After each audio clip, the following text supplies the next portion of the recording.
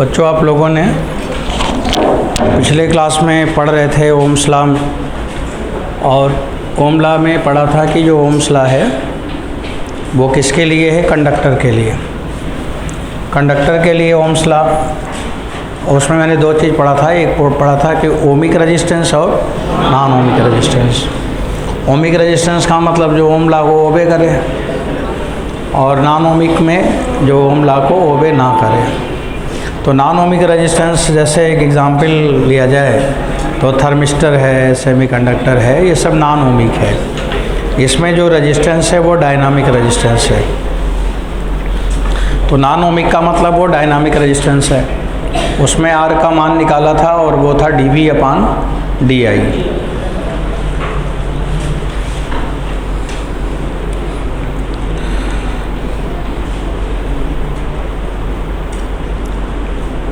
अब इसके बाद फिर हमने डिस्कस ये कर रहा था कि रेजिस्टेंस क्या है। अगर कोई पूछे कि रेजिस्टेंस क्या है, तो रेजिस्टेंस को हमने ये बोल रखा था कि ये प्रॉपर्टी है।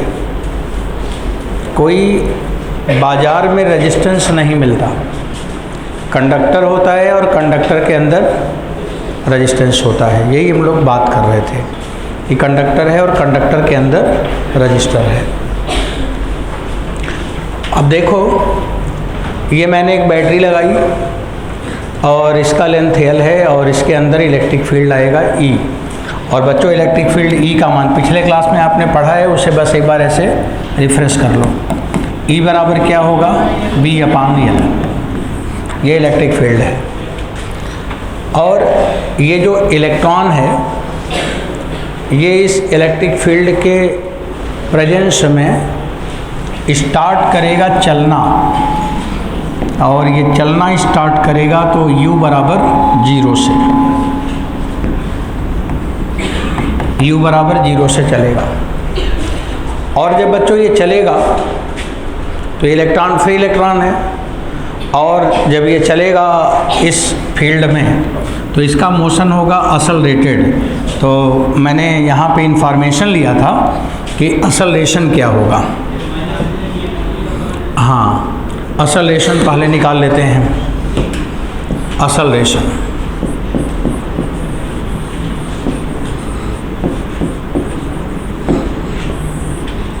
A बराबर होगा -EE/m। ये असलरेशन हो गया। अब ये असलरेशन से जब चलेगा तो कुछ डिस्टेंस कवर करेगा। यहाँ से लेके यहाँ तक जो भी डिस्टेंस होगा उसे मैंने नाम दिया था मीन फ्री पाथ लेम्डा, और इस लेम्डा की वैल्यू बताया था कि एवरेज वैल्यू होगा कितना? 10 एंगस्ट्रॉम, माने 10⁻⁻⁹ मीटर। तो बच्चों, ये जो इलेक्ट्रॉन है ये उस एटम से चलकर यहाँ वाले एटम पे टकरा जाएगा। क्या करेगा? इस वाले एटम पे आके टकरा जाएगा, और जिस वेलोसिटी से टकराएगा उसे हमने नाम क्या दिया था? Drift velocity. याद है ना? और जिस टाइम पे ये पहुँचा उसे नाम दिया था रिलैक्सेशन टाइम। अब ये रिलैक्सेशन टाइम है। कुछ डेटा प्रीवियस क्लास में आपके पास है अवेलेबल, तो उसे बस ऐसे बोल दो, मैं लिख दूँ। रिलैक्सेशन टाइम टाउ बराबर कितना आया था? 10⁻⁻14 सेकेंड निकाला था। ओके। अब बच्चों, this electron collide with speed vd to the atom, और ये ड्रिफ्ट वेलोसिटी कितनी है अब उसे लिखेंगे। तो ड्रिफ्ट वेलोसिटी v बराबर u प्लस a और t की जगह टाउ। तो यहाँ पे आप ड्रिफ्ट वेलोसिटी लिखोगे vd वेक्टर में -EE/m इंटू टाउ। ये ड्रिफ्ट वेलोसिटी हो गया। बच्चों, ये ड्रिफ्ट वेलोसिटी है। इतने स्पीड से इलेक्ट्रॉन आके हिट कर गया। अब जब ये इलेक्ट्रॉन यहाँ पे आके टकरा गया तो पहले तो ये समझ लो कि जो इसके पास एनर्जी है इलेक्ट्रॉन के पास, इस समय कौन सी एनर्जी है, काइनेटिक एनर्जी। अब काइनेटिक एनर्जी इसका यहाँ पे भी था, यहाँ पर भी था, यहाँ पर भी है, यहाँ पर भी है। सबसे ज़्यादा काइनेटिक एनर्जी कहाँ पे है, यहाँ पे टकराया। तो जब एनर्जी ट्रांसफ़र करेगा तो यहाँ वाली काइनेटिक एनर्जी ट्रांसफ़र करेगा कि बीच वाली, वहाँ वाली। इसका मतलब यहाँ पे एवरेज ड्रिफ्ट वेलोसिटी से मतलब नहीं है, किससे मतलब है, ड्रिफ्ट वेलोसिटी से मतलब है कि eight which speed it will hit, और एट इंस्टेंट वो एनर्जी उसको ट्रांसमिट करेगा, किसको, एटम को, एटम के इलेक्ट्रॉन को देगा। और जैसे ये निकला है यहाँ से इलेक्ट्रॉन, तो बच्चे उसी समय यहाँ पे पॉजिटिव चार्ज आ गया होगा, और ये जो इलेक्ट्रॉन है यहाँ वाला, अब देखो मैं इसको हटा रहा हूँ ना, ये वहाँ चला गया है, अब यहाँ तो है नहीं। अब इसको मैं ऐसे दिखा दूँ, ये इलेक्ट्रॉन यहाँ से चलकर यहाँ पहुँच रहा है, ऐसे जा रहा है, यहाँ से चल के यहाँ आया, ये पहुँच रहा है। अब when electron collide with atom, तो किस स्पीड से हिट किया, तो उसी से करंट रिलेटेड है।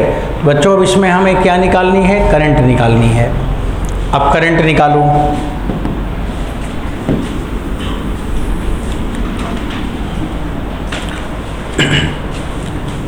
करंट निकालेंगे। अच्छा एक पॉइंट और देखो, इसमें जो ड्रिफ्ट स्पीड है, आप लोग अब बताते रहो, मैं लिखता भी रहूँगा। बच्चों ड्रिफ्ट स्पीड कितनी है, ड्रिफ्ट स्पीड हियर वी बराबर e upon m into tau. तो ड्रिफ्ट स्पीड बराबर e tau upon m into capital e. बच्चों drift velocity proportional to electric field, drift velocity proportional to electric field, and this drift velocity equal to mu e. What is the mu? This is the mobility. mu को क्या लिखोगे, mobility of electron, ये mobility है।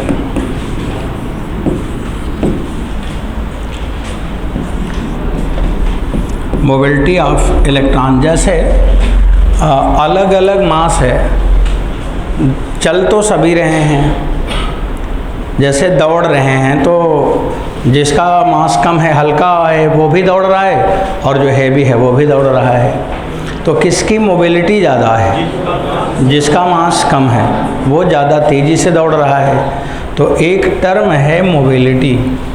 अगर moving body है, motion में है, तो किसका मोशन ज़्यादा है, किसका मोशन कम है, इसको जानने के लिए हम क्या निकालते हैं, मोबिलिटी निकालते हैं। बच्चों इसकी जो मोबिलिटी है, म्यू का मान वो कितना है उसको देखो आप।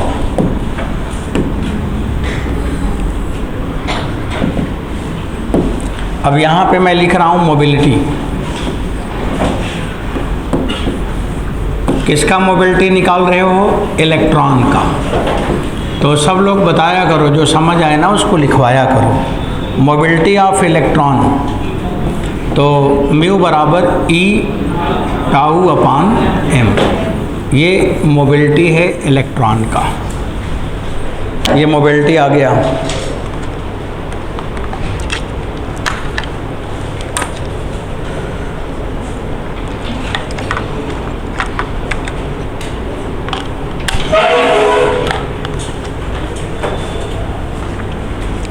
अब बच्चों अब अगला पॉइंट है कि कितनी करंट फ्लो करेगी।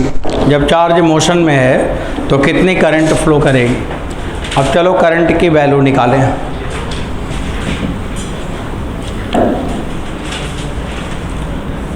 इलेक्ट्रिक करंट, आप एक अपना टारगेट भी सेट कर लो कि हमें क्या चाहिए। हमारा मेन मोटिव क्या है, ओम ने रेजिस्टेंस नहीं बताया कि रेजिस्टेंस क्या है। हम ये समझ रहे हैं कि प्रोपोर्शनलिटी कांस्टेंट रेजिस्टेंस है। पर जानना चाहते कि रेजिस्टेंस क्या है, हम उस रेजिस्टेंस को कैसे कम करें। रेजिस्टेंस को जब हम जानेंगे तब तो कम करेंगे। अब उसी को जानने के लिए हम टेक्निकल पॉइंट को सर्च कर रहे हैं कि क्या क्या कहाँ से रिलेशन आ रहा है। तो बच्चों आई थिंक अब आप हमें बताओगे इलेक्ट्रिक करंट की वैल्यू। इलेक्ट्रिक करंट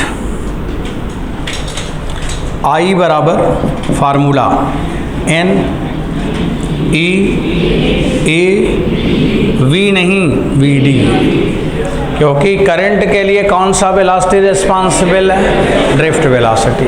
तो यहाँ पे आप लिखोगे I बराबर NEAVD, ये इलेक्ट्रिक करंट है। अब आप अपने कॉपी में देख के और यहाँ वैल्यू लिखवाते जाओ। बच्चों I बराबर NEA, VD का मान E/M इंटू टाउ। सही है, ये करंट हो गया, I हो गया। अब थोड़ा और आगे बढ़ते हैं।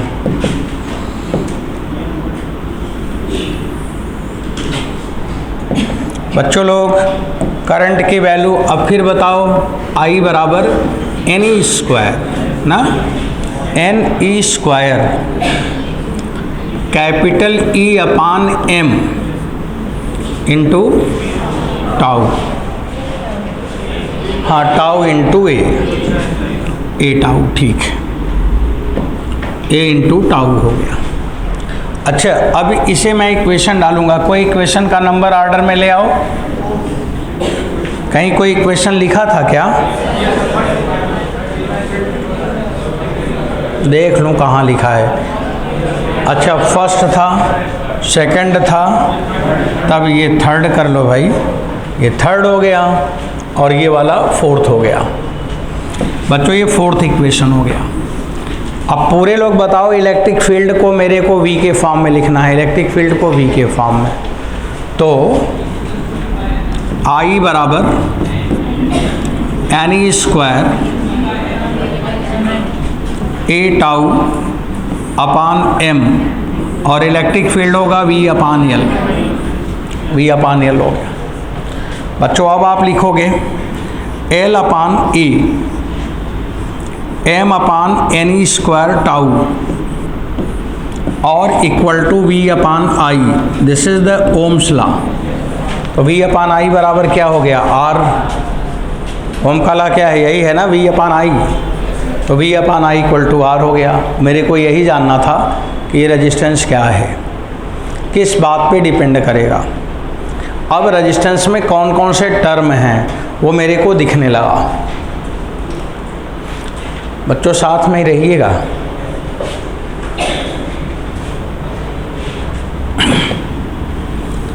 अब देखो, इधर देखो, इस डिब्बा में देखो, what is the resistance R? R equal to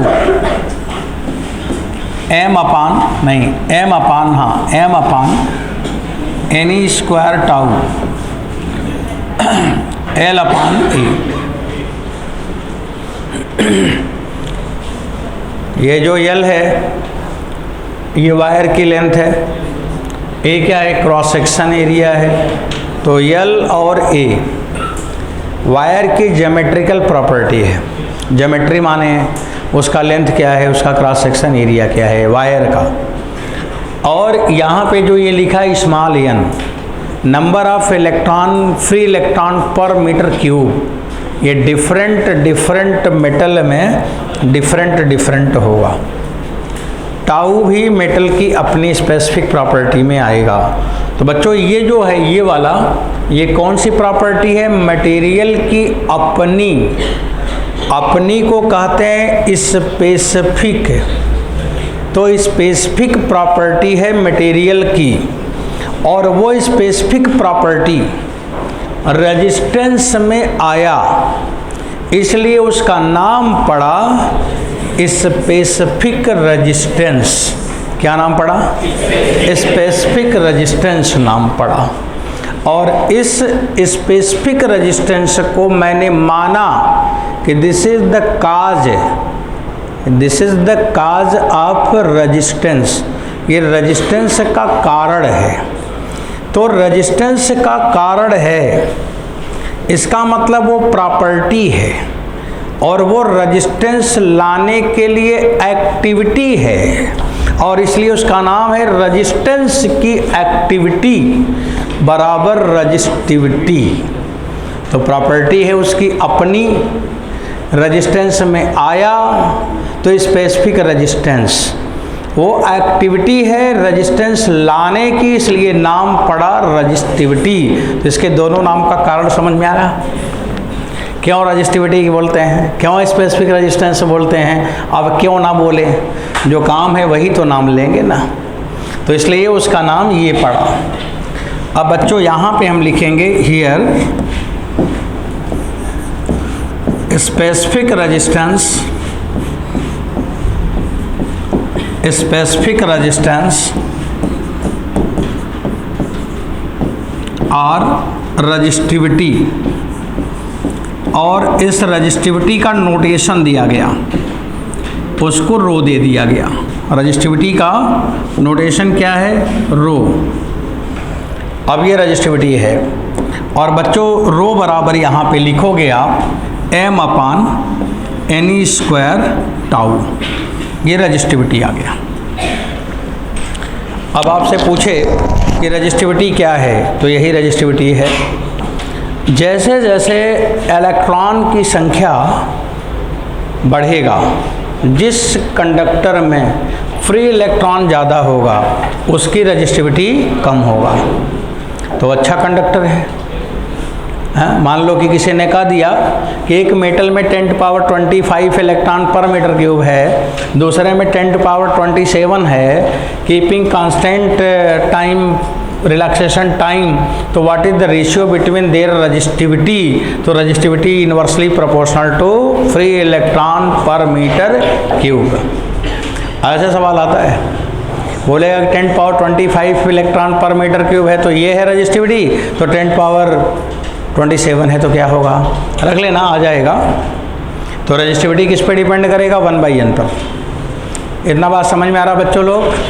चलो अब ये रजिस्टिविटी आ गया। अब यहाँ पे लिखेंगे हेंस। अब कोई लोग बताओ रेजिस्टेंस को क्या लिखोगे, सभी लोग बताओ।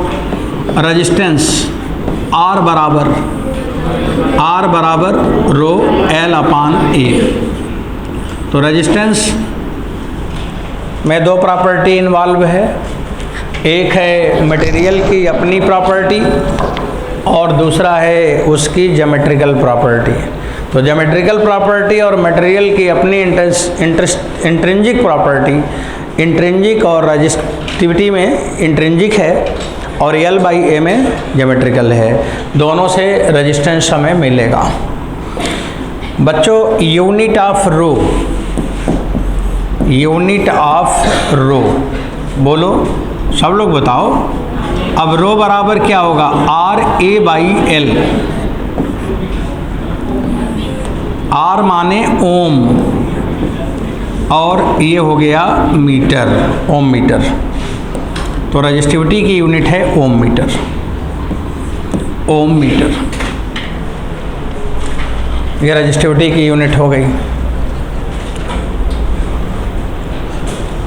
अब आप यहाँ पे एक इक्वेशन देखो, किसी जगह अपने कॉपी में ढूंढो, इलेक्ट्रिक फील्ड और करंट में एक रिलेशन कहीं आया था, वो जहाँ पे इक्वेशन नंबर 4 लिखा है। अब इक्वेशन नंबर 4 देखें आप, फ्रॉम 4 क्या लिखा है, I बराबर n² टाउ अपान m,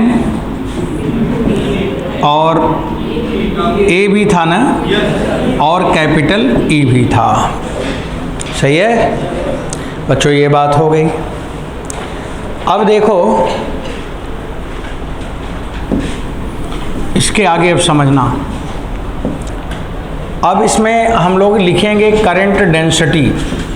क्या लिखेंगे, करंट डेंसिटी। बच्चों करंट डेंसिटी है जे बराबर आई अपान ए, और आई अपान ए बराबर any square tau upon m into ई। सही है।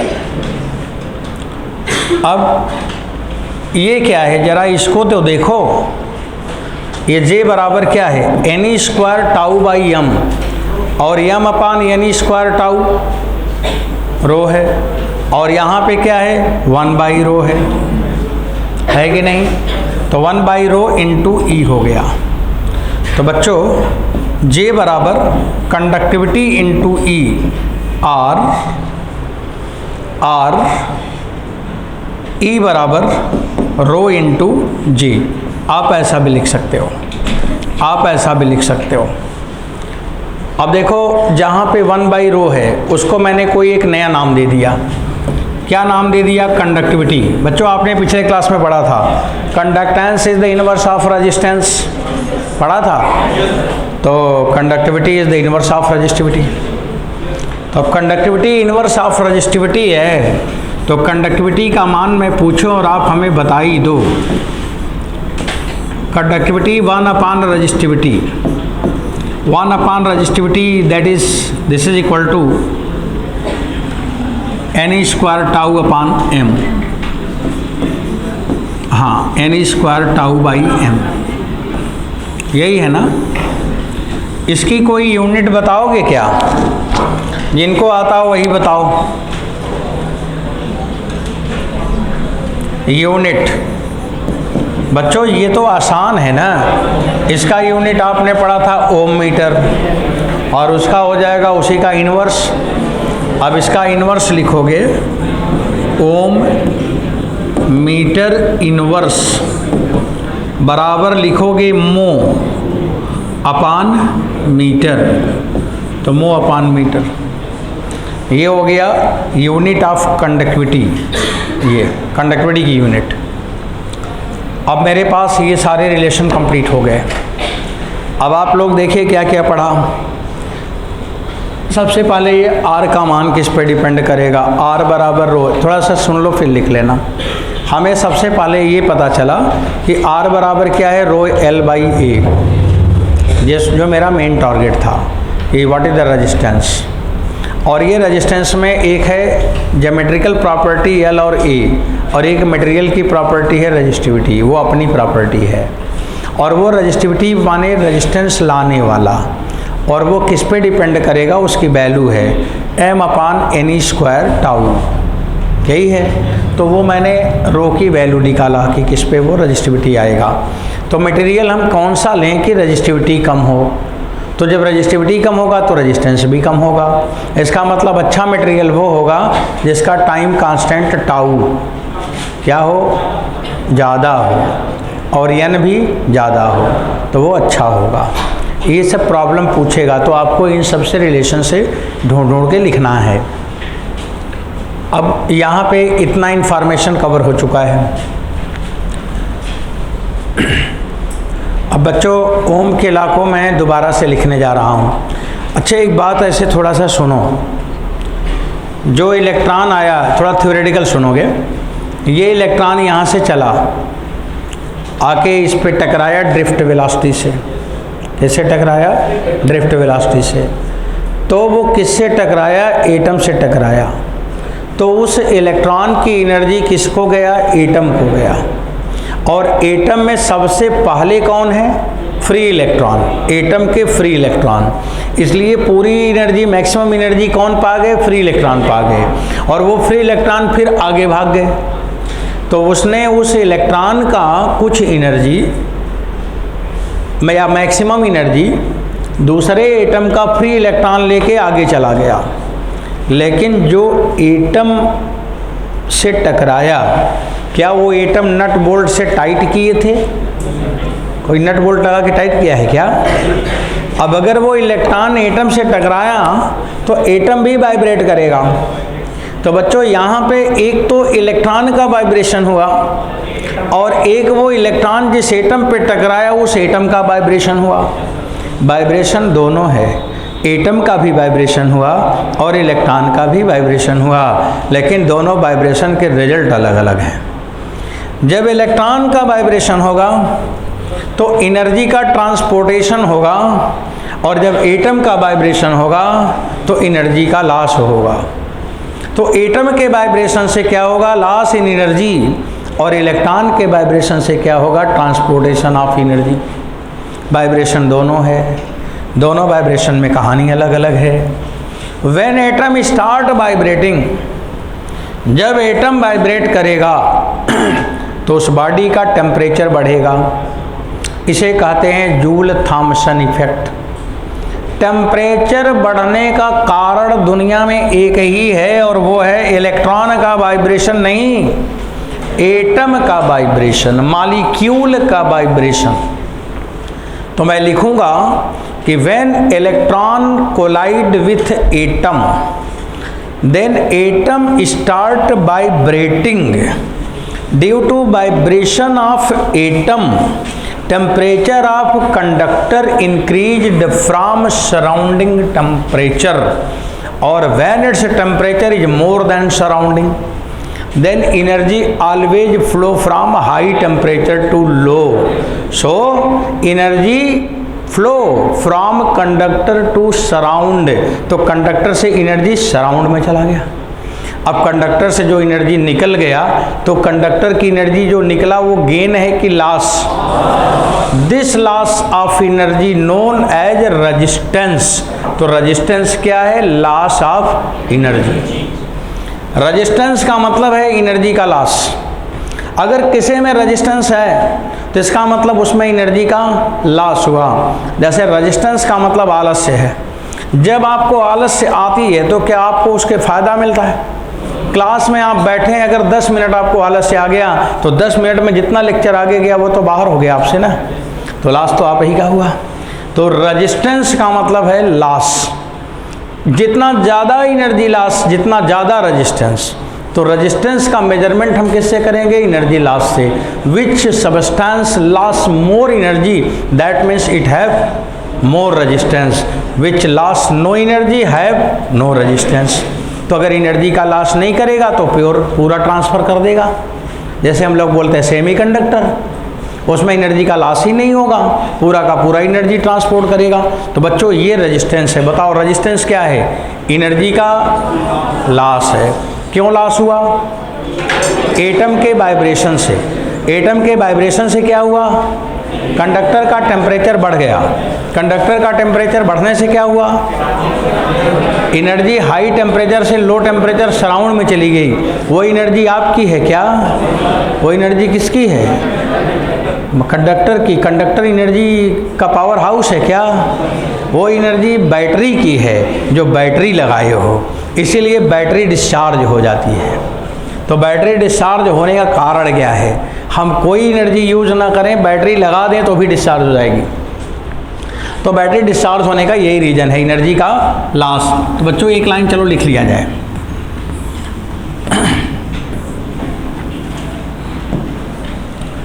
लिखा है ट्रांसपोर्टेशन ऑफ एनर्जी। दो इफेक्ट पहले लिखेंगे। Transportation of energy,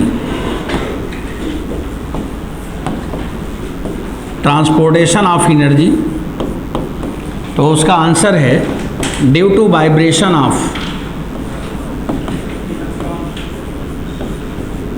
due to vibration of free electron.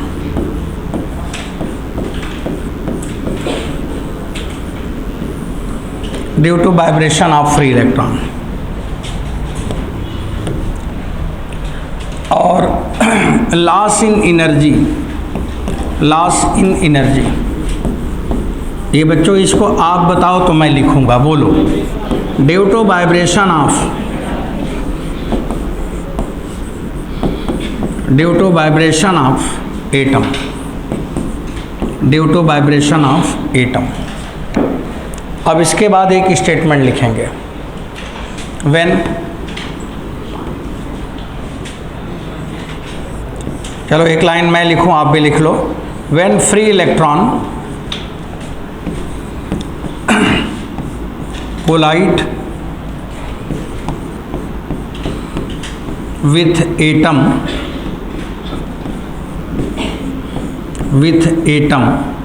then atom start vibrating.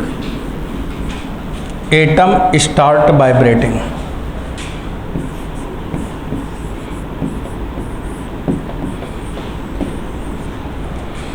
Atom start vibrating.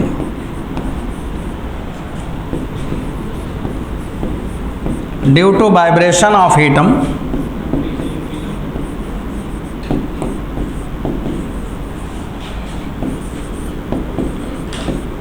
due to vibration of atom,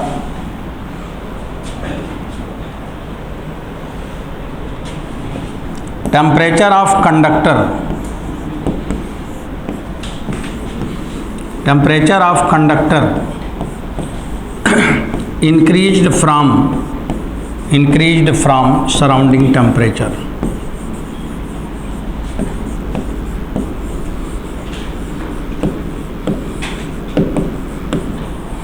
Increased from surrounding temperature.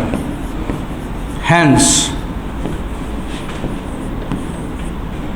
energy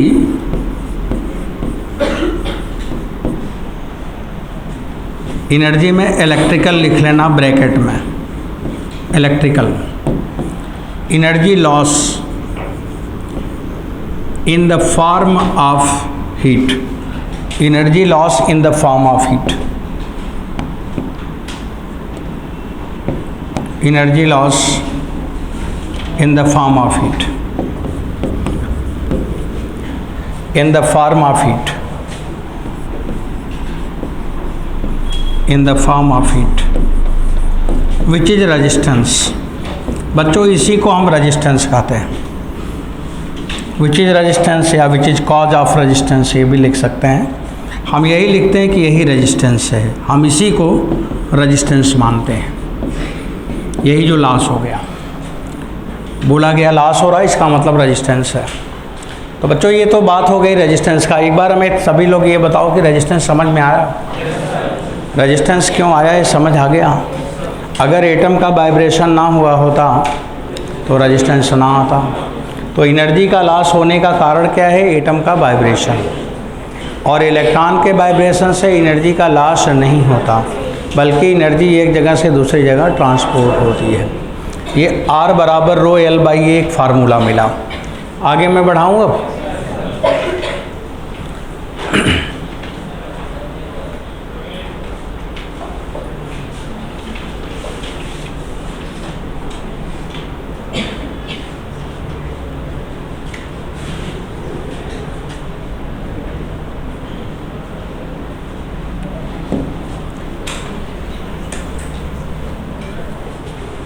आगे बढ़ें।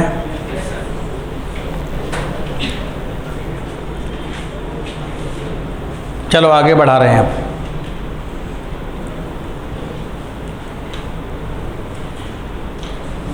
अब बच्चों ओम्स लॉ पहले लिखेंगे। Ohm's law. अब देखो न्यूमेरिकल थ्योरी सब एक के बाद एक बढ़ता रहेगा। पहले मैंने ओम्स लॉ लिखा,